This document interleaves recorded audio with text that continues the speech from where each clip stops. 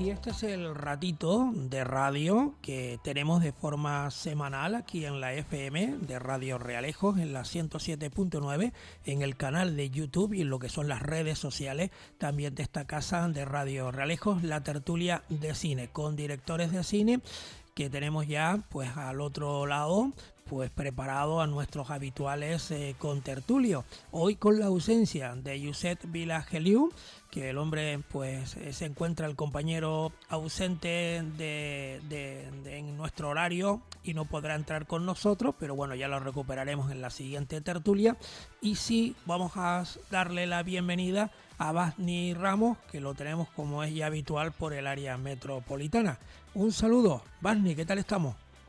¿Qué tal? Muy buenas. Pues muy contento como siempre de estar aquí con todos ustedes.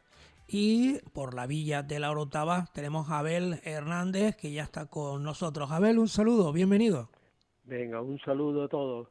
Y nuestro habitual hombre de la música, músico, pedagogo, Javier Marrero, bienvenido, muy buena. Hola, muy buenas, un saludo afectuoso para todos y muy contento de estar de nuevo por aquí. La laguna para ti solo hoy, ¿no? Ya que Josep no está, pues tú nos hablas desde ahí, ¿no? Sí, hoy la laguna forma parte de mis dominios, sí. Con el permiso de Josep. Bueno, muchas veces hablamos cuando tenemos que hacer, digamos, voy a poner el ejemplo desde la radio, ¿no? Hacer un programa como este, pues tienes que hacer un guión previo, qué cosas vas a poner, a qué hora tiene que empezar, quién entra ahora, quién entra después, qué es lo que hay, ¿no? Pues todo eso me imagino que a la hora de hacer pues un corto, de hacer un largo, de hacer una película, hablando claro, para que todos nos lo entiendan, pues hay que hacer los guiones, quienes participan, qué diálogo hay aquí, qué imágenes vamos a tener, todo eso se plasma siempre en un guión. Y eso es la base, como cuando vamos a hacer un edificio, ¿no? Que ¿por dónde tenemos que empezar? Pues por los cimientos. No sé si la introducción es buena o no de cara al amigo oyente, pero podríamos hablar hoy un poquito de esos guiones cinematográficos. Barney. Sí, la verdad que la base de toda historia es el guión. Eso está claro. O sea, la base de cualquier película, cualquier corto, cualquier obra audiovisual es el guión por encima de todo. De hecho, lo que siempre se ha hablado, ¿no? Los guionistas siempre han sido los principales olvidados, ¿no? O sea, de ellos parte la historia, suyos son los diálogos que dicen los actores y actrices en pantalla, y sin embargo, pues todo el mundo se queda pues con la figura de los actores y actrices y con el director y poco más. Y los guionistas pues son siempre los grandes olvidados cuando realmente todo lo que ves y todo lo que escuchas es gracias a que ha salido de la mente de alguien que ha dicho, pues quiero contar esto y de esta manera, ¿no? Entonces, bueno, los guiones siempre tienen van por fases. O sea, la escritura de un guión no es un plan de, bueno, me siento a escribir y a lo que Dios quiera, ¿no? O sea, hay un montón de fases a la hora de escribir un guión. La primera, sobre todo, es crear un argumento. Mi argumento, pues, es un resumen de la película, desde el principio hasta el final. Me hace gracia porque hay mucha gente que hace el argumento y te quedas como, no, es que no quiero destripar el final. Digo, mira, perdona, si yo soy el que te va a dar el dinero para hacer una película, tengo que saber cómo acaba, por lo menos, ¿no? Pero tienes que hacer el argumento, tienes que ser de principio a fin, contando todo lo que ocurre de una manera un poco resumida, ¿no? Normalmente un argumento puede ser 2, 3 páginas y ahí pues te cuenta un poco todo, 3, 4 páginas, y cuentas un poco todo lo que ocurre en la película o en el cortometraje. Y luego, una vez tengas el argumento y digas, vale, esto es lo que va a ocurrir y va a ocurrir de esta manera, se hace un tratamiento. Y el tratamiento es coger el argumento y dividirlo en secuencias. O sea, qué es lo que va a ocurrir en cada una de las partes de la historia. Pues esto ocurre aquí, esto, o sea, son como si dijésemos, el argumento, a grosso modo, es cuando tú vas, por ejemplo, a escribir una redacción y no le pones puntos ni punto y aparte, ni punto y seguido, ni nada, sino lo escribes todo seguido y ya está. y luego cuando llega el momento del tratamiento, pues ya tienes que ponerle los puntos y aparte. O sea, es como diciendo, venga, este es el argumento, esto es lo que ocurre, vale, pues vamos a ir punto por punto.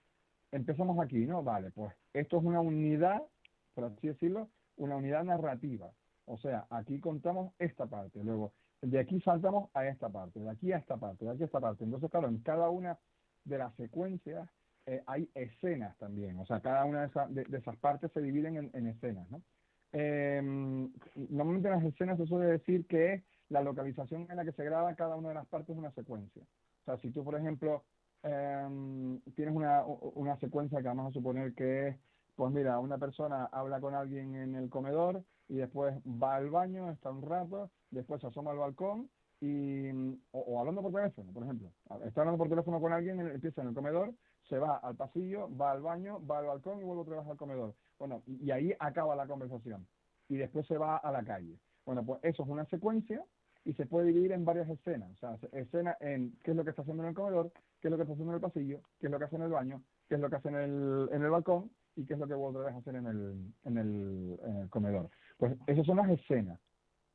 Y luego ya, a partir de ahí, se genera todo lo que es los diálogos. O sea, una vez se tenga el tratamiento, que esto es lo que ocurre, esto es lo que pasa en cada uno de los sitios, vale, muy bien, lo tenemos todo bien, después de revisado, vale, me gusta, vale, pues ahora tenemos que empezar a ver qué es lo que se dice en cada una de las secuencias si alguien habla. Y es donde empiezan los diálogos y las conversaciones.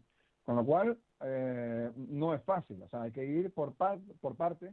No es normal que uno empiece a escribir ya directamente con los diálogos, sino empiezas a escribir, pues eso, poco a poco, y ya cuando ya lo tienes todo más o menos formado, en plan de esto es lo que va a ocurrir, vale, pues, y de hecho cuando lo escribes dice, aquí no sé quién habla con no sé cuánto y dicen que esto y que lo otro, así por encima, eso está en el tratamiento. Y cuando vas al guión ya, empiezas a escribir los diálogos. A ver qué tú en el tratamiento, hablan sobre esto, vale. Hola, ¿qué tal? No sé qué. No, pues mira, esto, lo otro. Ya tú los diálogos los tienes que poner. No es en plan, hablan sobre esto, sino lo ponen los diálogos. Es cierto que hay muchos directores que después, cuando les llega el guión a sus manos, dicen, sí, muy bien, pero no me interesa mucho el diálogo, creo que los actores lo tienen que hacer suyo. Entonces los diálogos los toman como una guía, por ejemplo. En plan, mira, esto es así. Y tú un poco di como te salga. Mientras más o menos te refieras a esto, di lo que te salga. Y otros que no, otros que se ciñen palabra por palabra a lo que pone el guión. Y también tiene mucho que ver con que el director sea el guionista o no. Y una Porque si el cosa, director... los diálogos, ahora interviene también Javier, que también tiene que ponerle la música, a los guiones también, por supuesto, ¿no? Y Abel, ¿no? Pero los diálogos se hacen con voz directo o se puede hacer la mímica o hablando así y luego lo pones ya en el montaje, cuando tengas que hacer todo y vas pasando, como esto es como un puzzle, ¿no? Y luego lo vas uniendo todo hasta que queda definitivamente bien editado, ¿no? Todo depende de las posibilidades del set de rodaje. O sea, si tú vas a grabar en un set, lo normal es que se grabe el sonido directo y eso ayuda mucho más a darle más realismo a la historia, ¿no? Pero ¿qué es lo que pasa? Por ejemplo, si tú ves las películas españolas hoy en día, pues prácticamente la mayor parte del sonido es sonido directo. O sea, estamos hablando de que la capacidad hoy en día de tomar sonido y tal es mucho mayor, los micros y tal están mucho mejores y el tema de aislar ruidos externos y tal está mucho más avanzado que antes. Se pueden grabar diálogos en sitios donde antes a lo mejor no éramos capaces de hacerlo. Pero si te fijas, por ejemplo, en películas, eso ya creo que lo hemos nombrado, películas de los 80 españolas y tal y cual, no se grababa nada en directo, se doblaba toda la película entera, pero eso sí, tenían que decir las mismas frases para que después pudiese enganchar el diálogo con el doblaje. Las películas, por ejemplo, de Fernando Esteso y Andrés Pajares, si se fijan, todas están dobladas. O sea, no hay un sonido directo por ningún lado. Y también contamos la anécdota de Antonio Sores, que esa forma de hacer humor que él tenía, de hablar, que nadie lo entendía, que hacía esa cosa que decía, pero ¿qué está diciendo? Y al final acaba diciendo, oiga, ¿no? Pues todo eso surgió del doblaje. O sea, Antonio Sores llegaba al set y decía, ¿para qué me tengo que saber el diálogo si después me voy a doblar? Entonces se ponía a hablar así. Mientras las primeras frases, las primeras palabras y las últimas palabras de la frase las dijese, en medio de la frase hacía... Y entonces, claro, en el set la gente se meaba de risa, se meaban y le acababan diciendo, no, déjalo así. O sea, no lo arregles, no hables bien. Dóblalo así. Y claro, así surgió el humor de Osores prácticamente del doblaje, por la idea de él de decir, ¿a qué hablo bien si después me voy a doblar, no? Sí. Genial. ¿Quién no se ha reído con ese hombre? Sí. Bueno, yo creo, yo añadiría lo que ha dicho Bani, añadiría un apartado de acotaciones, ¿no? Porque una vez escrito, en fin, el tratamiento, la secuencia, los diálogos, las escenas, como él dice, hay un apartado de acotaciones que es donde a veces en los guiones se incluye pues algunas matizaciones que acompañan a cada una de las secuencias, ¿no? Y una manera de acotar es justamente introducir elementos de sonido externo, como por ejemplo la parte musical, ¿no? En muchas ocasiones las secuencias, dentro de la secuencia o incluso la transición entre una secuencia y otra, en el propio guión se anota, se acota, se hace la anotación de que debe ir acompañada de alguna transición musical o de sonido o de ruido o de elemento y ahí es donde aparece el elemento de la música, ¿no? Que a veces se hace explícito, ¿no? Más allá de que luego hay una diversidad de formas de introducir la música, hay directores que entienden que la música tiene que estar en una parte u otra o que deben enlazar toda la película o que simplemente deben aparecer en un momento concreto y en una secuencia determinada, ¿no? Pero es justamente ahí en el guión en donde de alguna manera se marca pues qué tipo de música debe aparecer para acompañar una determinada secuencia, ¿no? Y eso se escribe, claro, también está en el guión, ¿no? Bueno, se escribe los directores que escriben guiones y que trabajan con guiones, porque hay algunos que no trabajan con guiones. Pero ese es otro capítulo, digamos, de la parte del guión, ¿no? Y luego está todo lo que el guión da de sí como referencia. Claro, lo que dice Bajni es muy correcto y muy interesante porque obviamente el proyecto de una película se materializa en el guión de la película, ¿no? No solamente basta con decir quiero hacer una película de vaqueros, ¿no? Vamos, pero ¿qué historia quieres contar? Y ese es el guión, ¿no? Es la historia que quieres vas a contar, con qué recursos lo vas a hacer, dónde vas a rodar, dentro, fuera, en fin, todas estas cuestiones requieren una cierta explicitación, ¿eh? Y ese es la función del guión, ¿no? La de alguna forma establecer el marco a partir del cual lo que queremos hacer tiene o no sentido, ¿no? Pero ya sabemos que la historia del cine está llena de iniciativas y de formatos y de maneras de hacer las cosas, ¿no? Subirse en una moto y recorrer Roma de lado a lado con una cámara detrás, se hace difícil escribirlo en un guión, ¿no? Y por lo tanto lo que la película de Super 8 lo que hace es echarse a andar con la moto y luego construir con todas esas imágenes un relato acerca de Roma, ¿no? Quiero decir que hay muchas maneras de trabajar con el guión, desde el sin guión hasta el guión súper detallado, súper preciso, súper dibujado, directores que dibujan cada secuencia, cada plano de cada secuencia, otros que prefieren dejarlo abierto, directores, como decía Basni, que prefieren que sus actores se atañan al guión y por lo tanto reproduzcan el texto previamente escrito, y otros que dejan una absoluta libertad para que los actores hagan suya la película, ¿no? Pero lo interesante, creo yo, es que el guión prefigura una historia y de alguna manera la enmarca. Otra cosa es lo que se rueda y otra cosa es lo que sucede finalmente en el montaje. Pero yo creo que estos son capítulos aparte que podemos ir tratando en momentos diferentes. Sí, porque esto da para mucho, ¿no? Y a veces es mejor ir tocándolos, como digo yo, paso a paso, ¿no? ¿Tú qué opinas Claro. de todo esto, Abel? Sí, bueno, en principio como yo doy Cineforum todos los meses, yo en mis sesiones hago dos distinciones. Uno, en los aspectos técnicos de la película y otro en los aspectos que pudieran ser interpretables en la película. En la primera parte, pues, se ha que reducir siempre cuatro personas, cuatro intervenciones en la película. Lo primero son los guionistas. El segundo son los músicos. El tercero son los directores de fotografía y el cuarto es el director. ¿Por qué no habla de los actores? Porque es lo que conoce todo el mundo, entonces es inútil.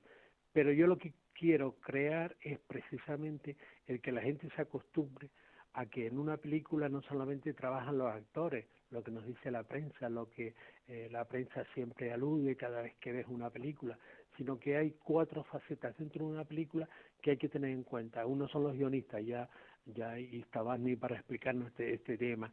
La música, está clarísimo que la música, en fin, que hay muchos culpables de que no podamos entender el séptimo arte sin música, ¿no?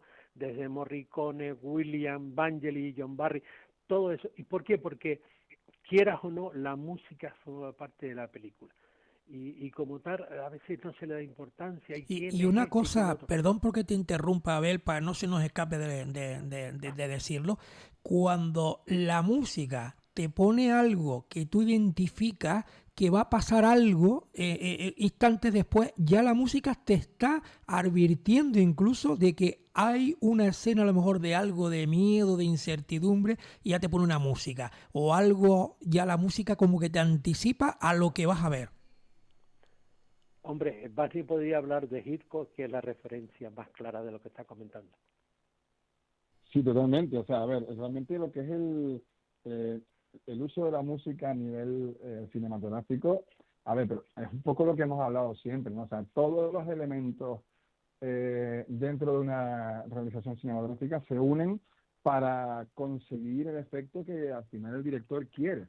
O sea, por ejemplo, no hay nada mejor que saberse las reglas de algo, que sabes que algo funciona de una manera, para romperlas y poder dejar al espectador, o sea, asustar y sorprender al espectador.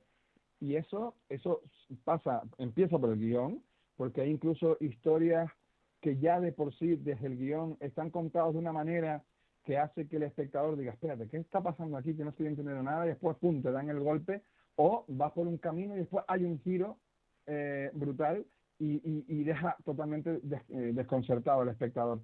Y luego está eso primero es la forma de contar la historia, o sea, la historia que quieres contar y cómo la quieres contar para más o menos generar qué cosas, ¿no?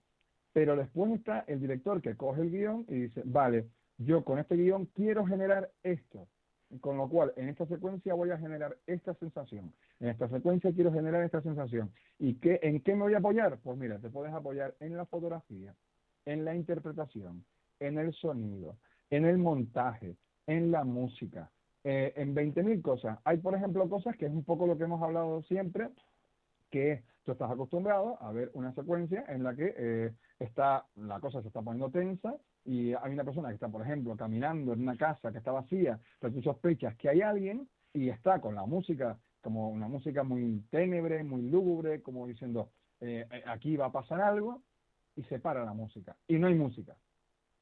Entonces, claro, cuando ya no hay música, el espectador sabe que no queda más de 10, 20 segundos para que haya un susto. O sea, cuando cortan la música dicen, vale, alguien va a aparecer y se va a oír un ¡bum!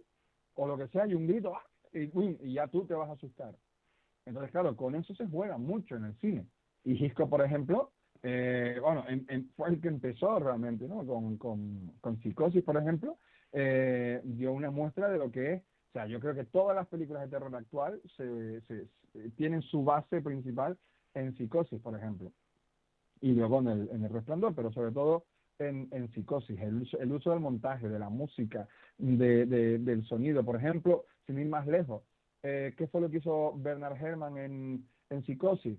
Pues en el momento de la secuencia, eso por ejemplo no estaba en el guión, son cosas que no están en el guión. En el guión pone, bueno, pues entra Norman vestido como su mujer con un cuchillo y apuñala a la actriz y tal, ¿no? Y la mata en la ducha. Eso es lo que está en el guión. Punto. O sea, ahí no hay más, ahí no hay más. ¿Qué es lo que pasa? Llega el Hitchcock y dice, vale, se tiene que ver que la apuñala, pero no puedo mostrar puñaladas porque ella se está duchando y no puedo mostrar el cuerpo desnudo. Entonces, claro, era la época, tampoco íbamos, porque si mostrabas a la mujer desnuda, pues ya cambiaba ya no podían ver la película la mayoría de las personas, entonces tenías que jugar mucho con eso. Pues, bueno, pues voy a hacer esto, esto y esto, voy a generar una secuencia, voy a planificarla de tal manera que parezca que la está acuchillando sin ver una cuchillada, porque no se ve cómo le clava el cuchillo en la piel en ningún momento.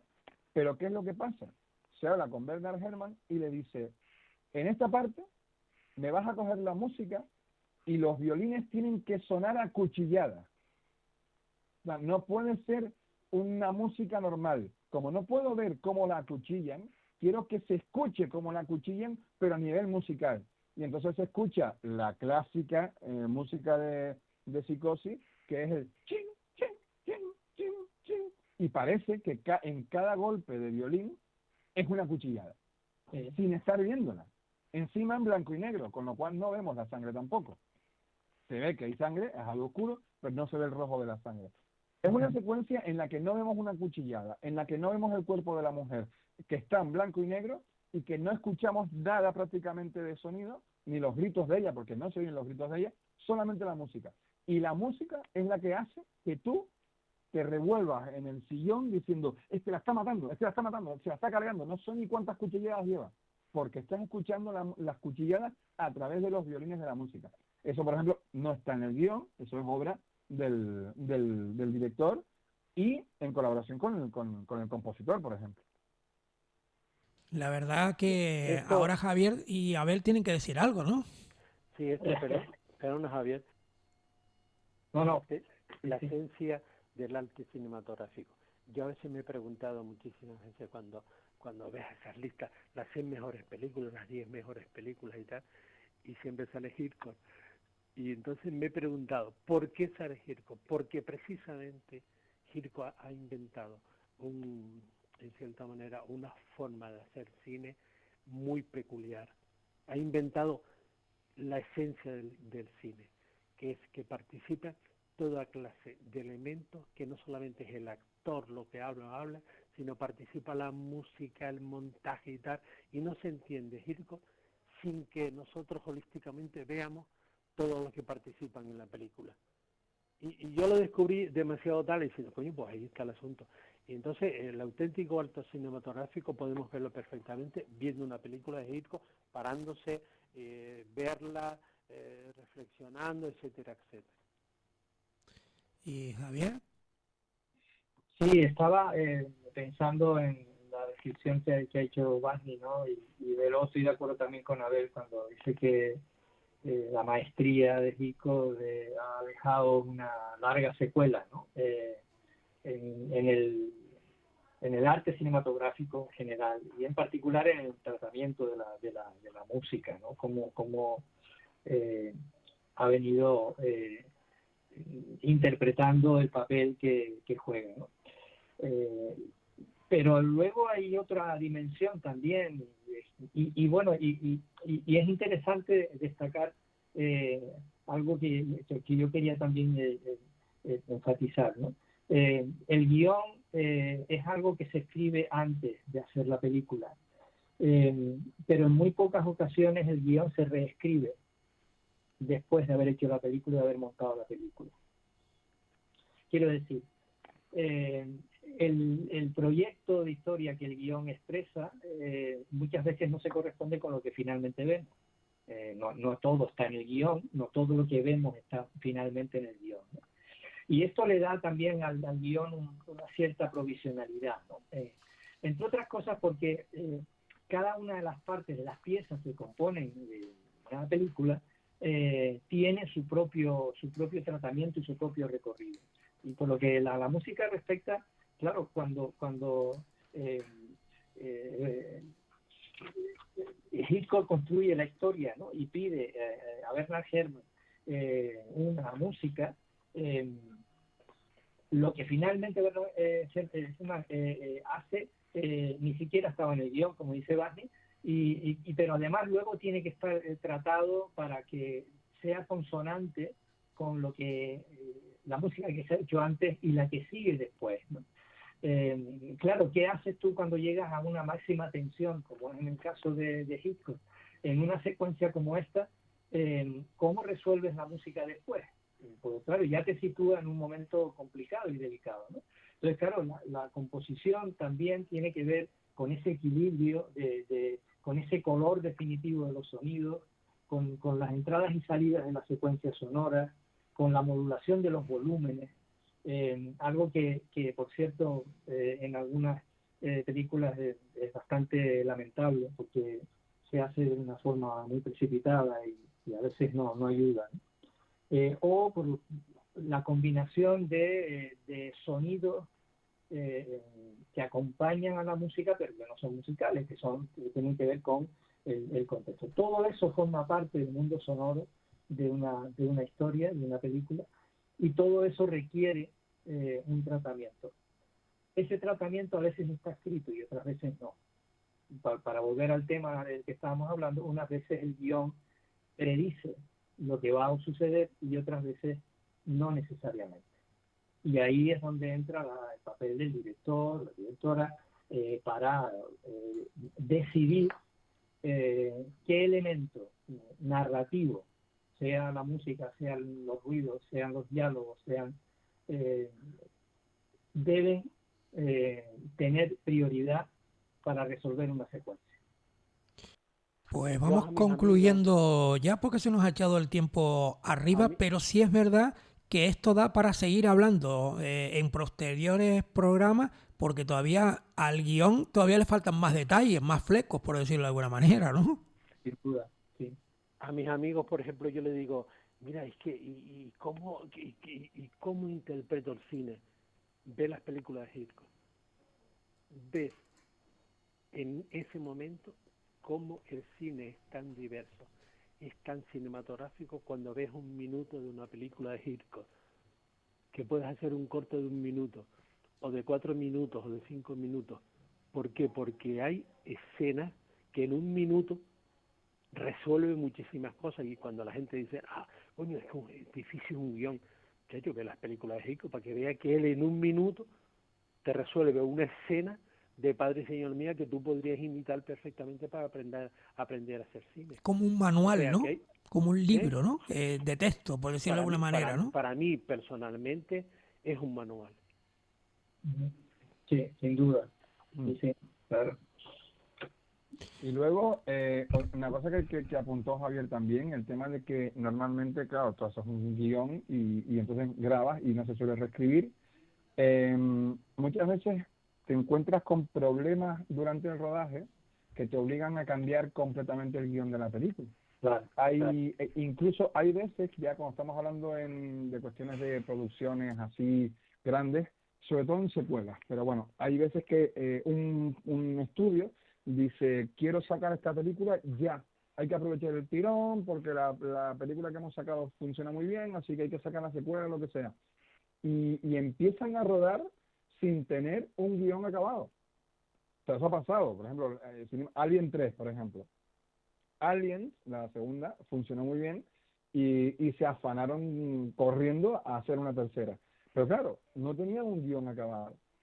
Y dice, bueno, ¿qué tenemos? Estas páginas, tenemos un par de páginas acabadas. No, sí, pues venga, pues con esto empezamos a rodar. Y empezaron a rodar. Y después, cuando se acabó el guión, que estaban rodando, dijeron, es que esto no nos gusta. Claro. Fueron reescribiendo el guión y lo que habían rodado, algunas cosas ya no servían. Y tuvieron que ir rodando, por eso dicen, no, es que se gastaron un montón de dinero para la mierda de película. Vale, pero es que han rodado un montón de cosas que no aparecían en la película porque se han vuelto otra vez a reescribir.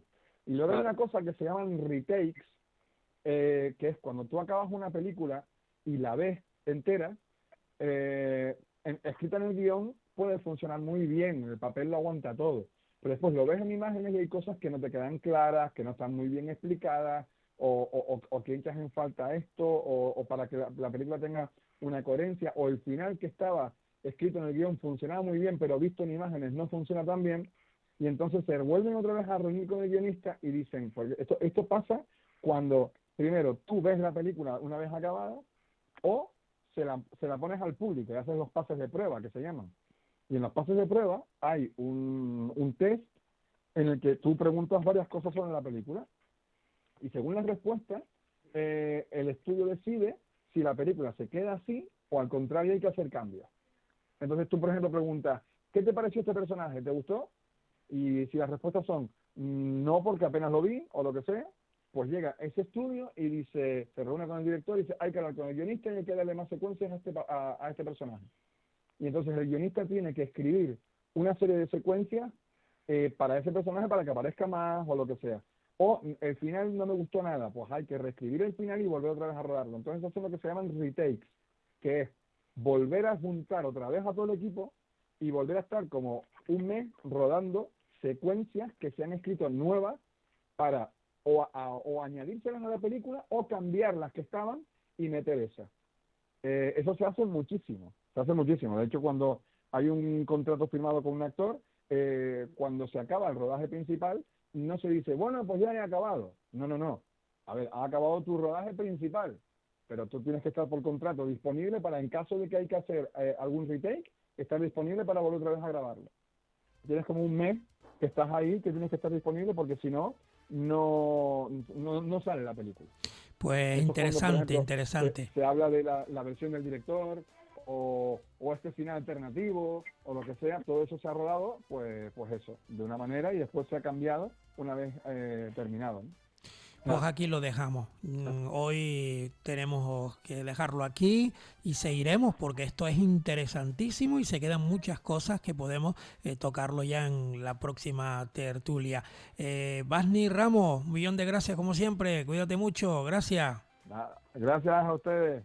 Gracias también a Abel Hernández. Hasta la próxima semana. Hasta la próxima. Gracias a todos. También a Javier Marrero, que de la música hay que hablar más cosas y seguramente te tendremos ya en los próximos días aportando algo más, al igual que Basni, Abel y también Josep, que hoy no ha podido estar con nosotros. Cuídense mucho los tres. Gracias. Aquí seguiremos. Un saludo. Bueno. Gracias. Despedimos a nuestros habituales directores de tertulia de cine y también al profesional de la música y pedagogo como es Javier Marrero, y ahora afrontamos otros temas en la recta final del programa.